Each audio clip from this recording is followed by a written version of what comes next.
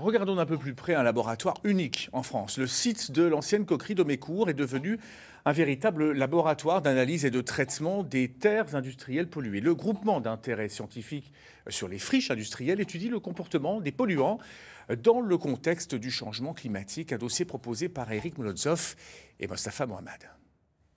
Donc là, on est sur les colonnes lysimétriques de la station. Donc on a 24 colonnes.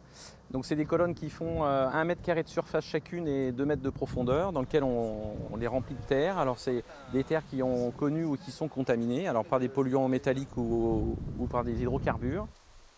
Un véritable laboratoire invisible depuis la surface. Bardé de sondes et de capteurs ultra performants, les colonnes remplies de terre permettent d'analyser le comportement des polluants présents dans les sols contaminés. Face à l'accélération du changement climatique, le groupement d'intérêt scientifique sur les friches industrielles s'est donné une nouvelle mission. On s'attend, dans le contexte du réchauffement climatique dans les 50 années à venir, à avoir des pluies plus violentes et donc des augmentations de niveau de battement beaucoup plus importantes. Et donc d'essayer de mieux comprendre dans ce contexte d'augmentation d'intensité de battement de nappe les conséquences qu'on peut avoir sur les polluants, c'est-à-dire leur transformation, leur évolution, leur dissolution dans l'eau et aussi les gaz qui peuvent être générés au moment de ces montées d'eau importantes. Fort de 20 années d'expérience, le GISFI est capable de reproduire en laboratoire, hors sol cette fois, les nouvelles conditions climatiques. Il étudie à petite échelle le comportement des polluants en simulant des pluies d'intensité variable.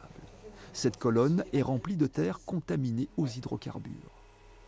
L'intérêt, c'est de contrôler les paramètres et d'appliquer des paramètres qui nous permettent de faire des effets de changement climatique sur des colonnes de terre pour mesurer les effets de la pollution sur des épisodes de changement climatique, fortes pluies ou longues périodes de sécheresse. Si elles servent d'abord la recherche fondamentale, les données recueillies par le GISFI sont aussi destinées aux industriels.